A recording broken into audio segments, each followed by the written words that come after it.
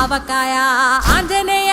కథ మొదలెట్టినాడు చూడారయ్యా శక్తినంతా కూడగట్టి చెట్టు దులిపినాడు అంజయ్య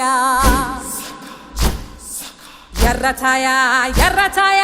కోతి అవతార వెంటమాయ కత్తి సేత